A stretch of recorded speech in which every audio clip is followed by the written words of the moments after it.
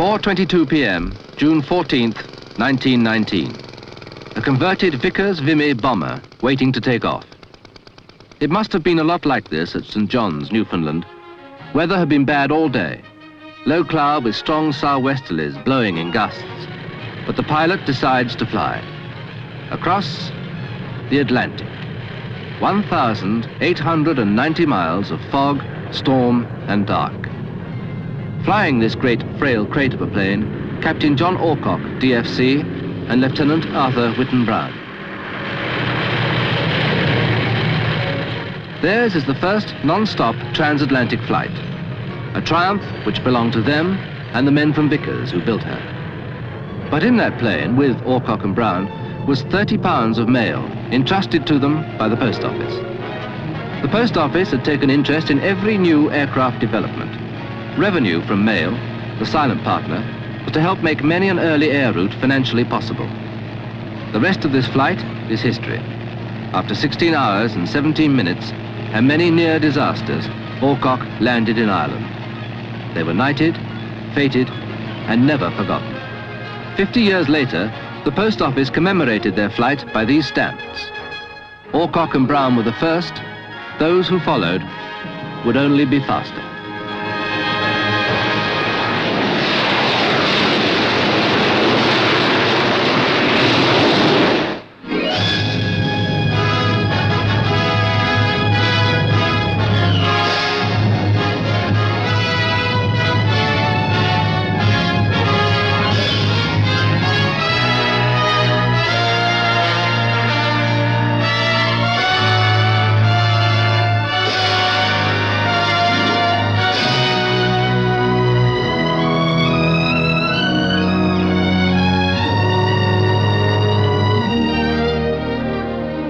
Years on, the GPO Tower, London, symbol of the up-and-coming 70s, and the Postmaster General, last of a long line, is there to inaugurate the great Daily Mail air race of 1969.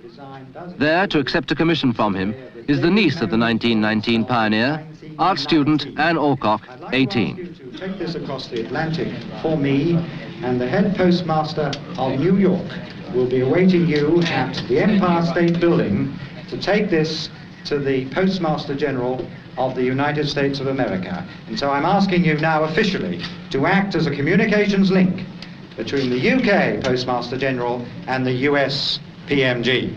Good luck, Anne, with your trip. All the competitors will fly in this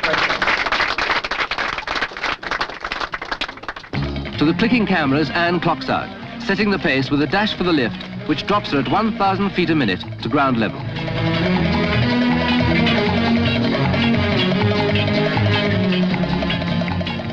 Another quick sprint out into the street, through the waiting crowds and into the car, and off to the airport. From now on, it's all go. Housewife Julia Turner and her co-pilot Vivian Wales, they have troubles ahead.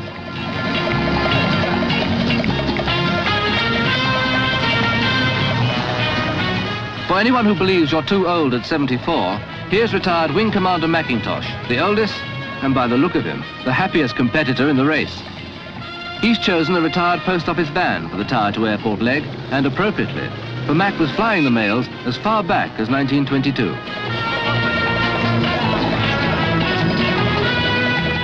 Another man who could never resist a challenge, Sterling Moss. A sailor takes his bird. A chap who couldn't bear to leave his bear behind. The vintage car dressed for the occasion, and the veterans, man and van, chug serenely on. But for Mac, as always, it's the spirit of the race that matters, not the prize.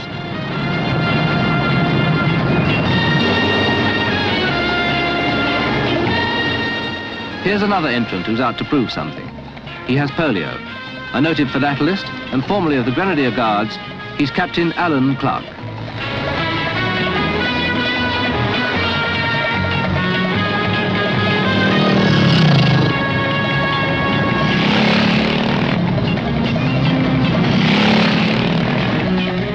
London Airport, for those making their bid in the scheduled airline section.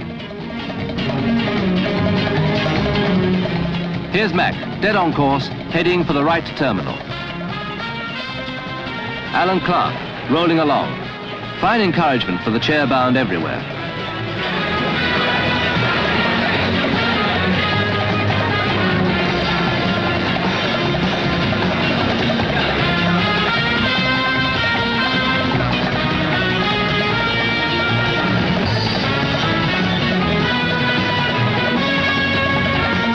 He's got two teams of grenadier parachutists and old comrades behind him.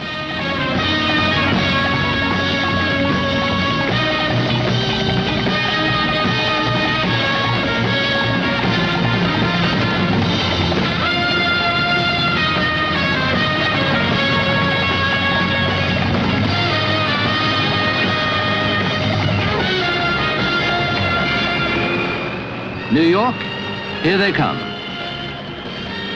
But not everyone made it. Elstree Airport and Julia Turner arrives. She gets bad news.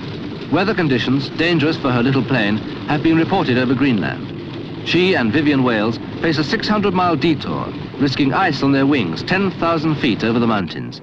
It isn't going to stop them.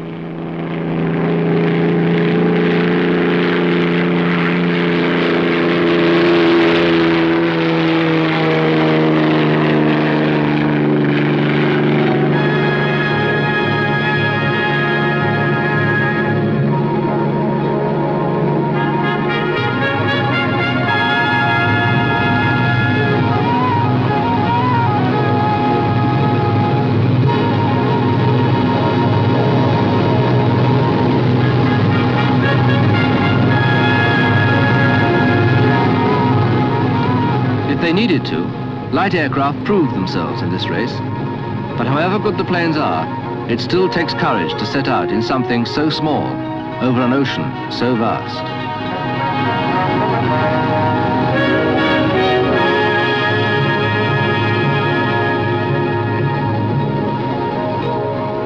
Back at the tower, and here goes the first of the armed services.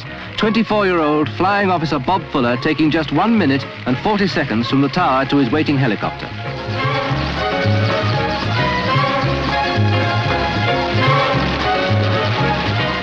A pleasant sweep over London, and in about 14 minutes, he'll be in his Victor bomber and away. What with the traffic and the formalities, it usually takes travellers just about 6 times as long.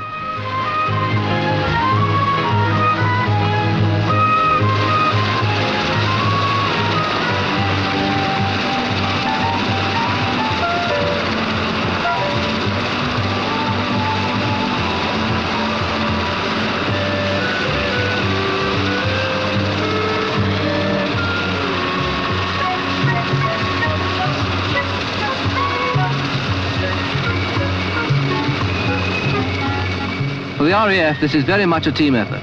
Although Bob Fuller is the entrant, he's not flying the plane.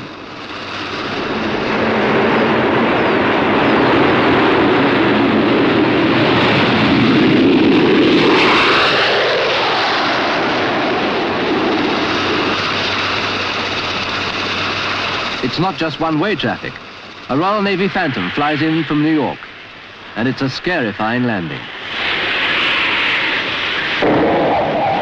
Lieutenant Commander Douglas Borderman, the pilot, fights the controls for a safe landing and wins.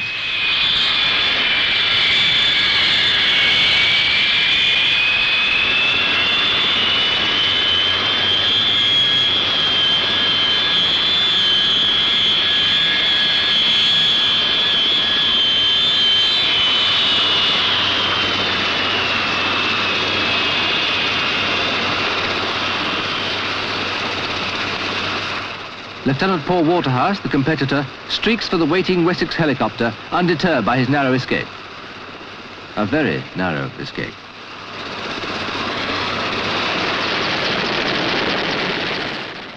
After his supersonic Phantom flight, Paul Waterhouse wings towards the GPO tower at a leisurely 125 miles per hour. The Navy, working as a team too, used 3 Phantoms, each learning from the experience of the previous one, each making a better time as a result.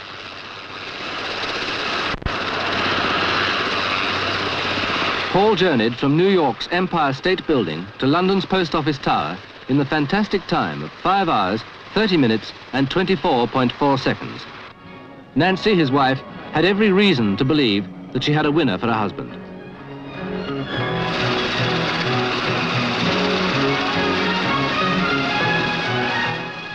And there was nothing amiss with the lieutenant's sea legs on land.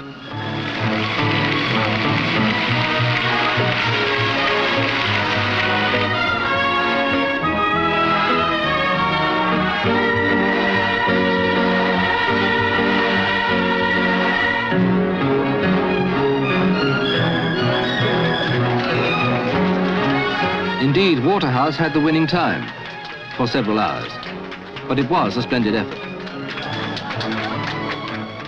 Nancy marveled that he had flown New York-London in the time it had taken her to come up from their Somerset home.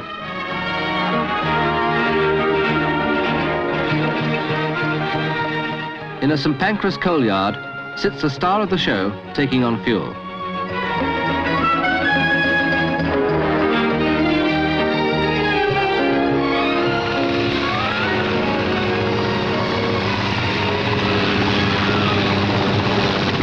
Arriving amid clouds of swirling coal dust comes the pilot, 34-year-old squadron leader Lecky Thompson, about to vertically take off the Hawker Siddeley Harrier on the overall winning London-New York flight.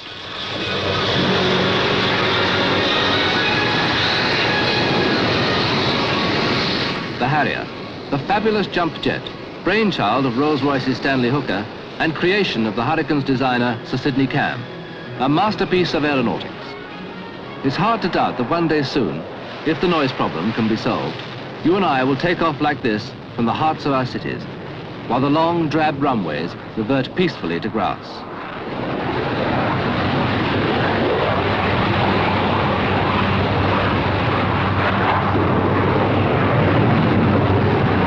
The Army, not to be outdone, made a tactical study of the route. This showed that 2 motorbikes, linked by a dash through an alley, meant a saving of several vital seconds. Implementing this tactical intelligence is Under Officer Simon Langdon from Sandhurst. He too uses a takeoff pad in the St. Pancras coal yard.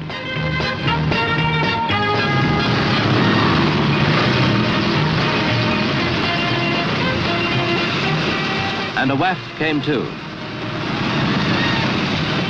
Oh dear, a fallen waft. But grounded for no longer than it takes to say court-martial, and once aboard the chopper, the girl is fine.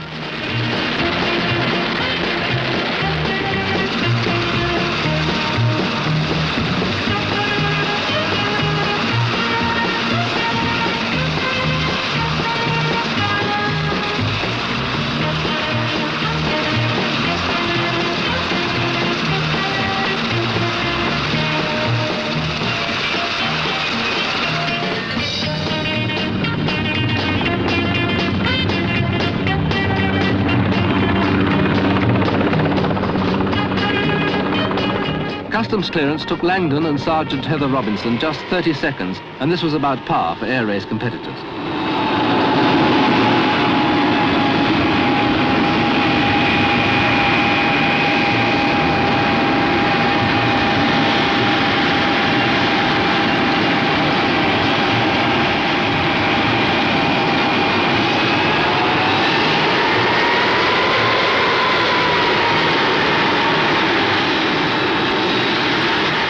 Hats were to be taken off to the services as a result of the great race, and not only for winning it.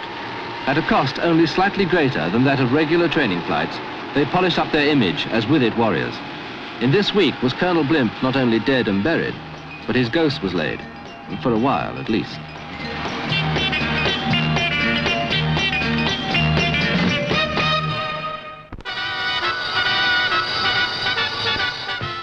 New York, New York, the song says, is a wonderful town. And anyone seeing Manhattan Island from the air has to agree.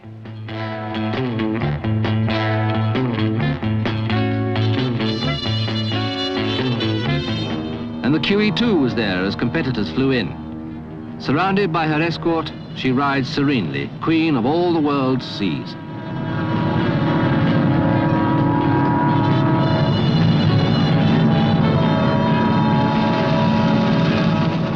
A vigilant eye in the sky returns to base.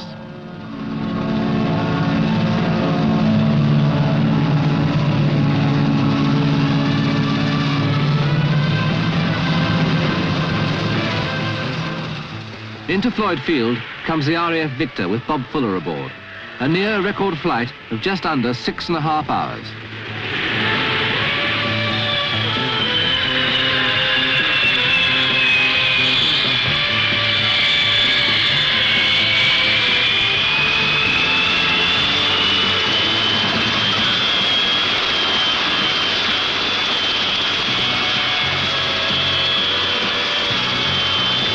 Much of the excitement of the race was in the run to and from the aircraft. Speeds of the service planes and those of the schedule airplanes were pretty well predictable, but the rest was a test of ingenuity. The helicopter brigade had it good. Sites had been found almost in the shadows of the GPO Tower and the Empire State, but it was on those who had the traffic to beat that much interest centered.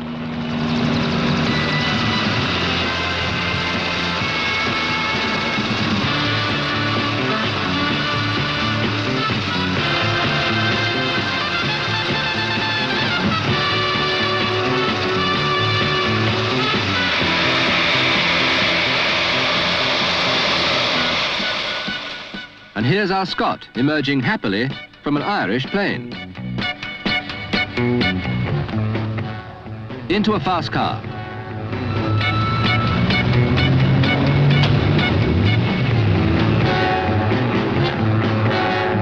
A dash down the freeways.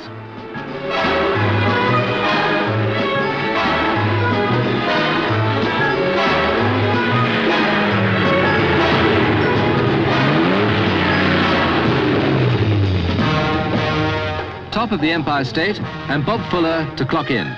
Presumably, he used the elevator. The 1,862 steps might have had him puffing a little harder.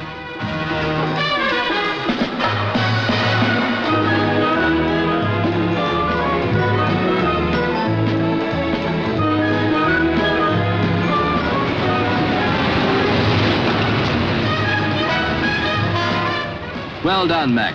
You've made it.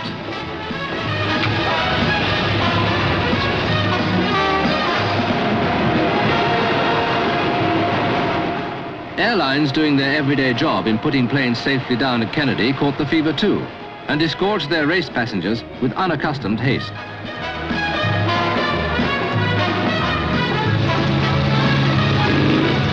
Two of the Voom Voom mob make for town, but too quickly to find out more about them.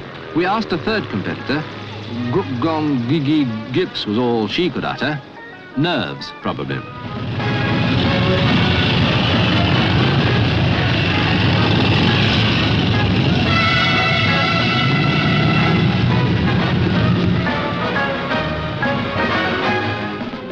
Captain Alan Clark's team of ex-guardsmen, now living in New York, hurry him through the skyscrapers of Manhattan.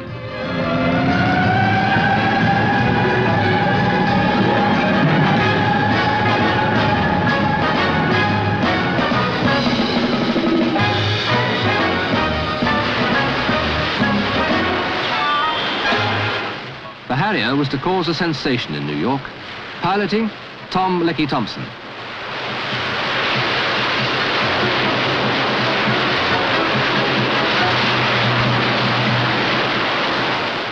Curiously, the brick dust he makes fly here in New York is British. For here, the rubble of a bombed Bristol school has been laid. On these sad foundations will rise a school for the children of all nations.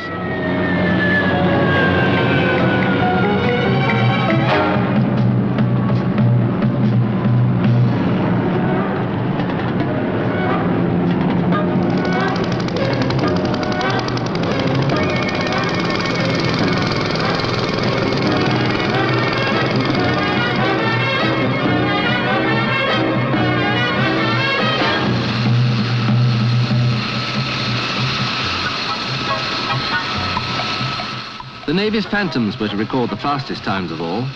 Prevailing winds favour flights from America to Britain. Lieutenant Commander Peter Goddard does the trip in a shattering 5 hours, 11 minutes, 22 seconds.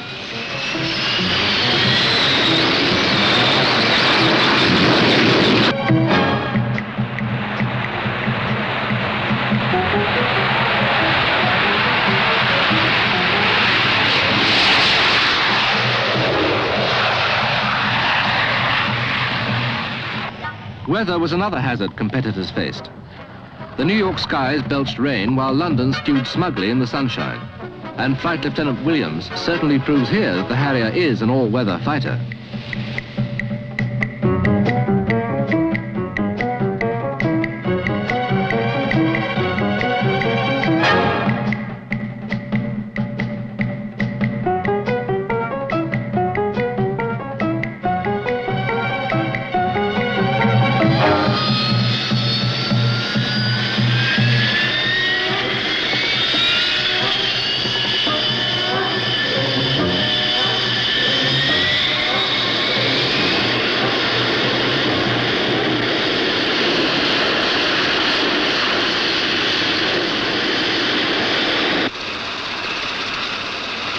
The shared journey of the Army's Simon Langdon and the WAF's Heather Robinson ends here.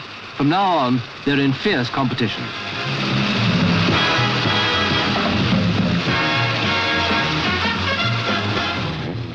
For Heather, a car. For Simon, a motorbike.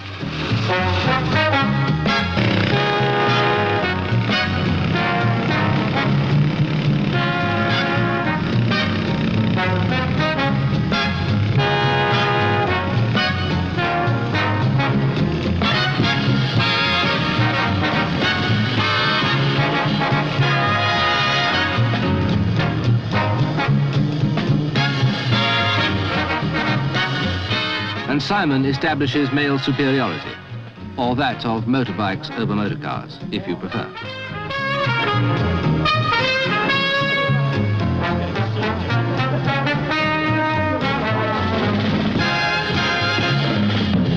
Heather displays the superiority of feminine charm over anything. Anyhow, it's a woman's privilege to be late. The unknown and the famous. Olympic idol Mary Rand. They all clock in. Unless they took it too seriously, all have had fun. Some have had adventure, a few have braved danger. As usual, the officials have had most of the hard work.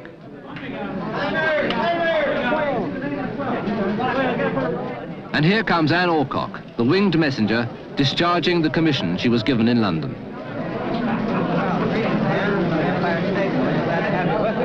We hope you had a good flight. Oh, I did. It was very exciting. Yes. This is from the Postmaster General from the London Post. Through our Postmaster, Mr. Carroll, here in New York, we will forward this to Washington to Postmaster General. Oh, thank you very much. And we hope your time turns out to be a winning one. Oh, I hope so too. And you're much more pretty than your uncle. Oh, well. Thank you very much. Alas, her Uncle John and Arthur Whitten Brown, the men who were the first, were not there to see it. Passengers and mails will cross in 3.5 hours in the Concorde, and after that, who knows?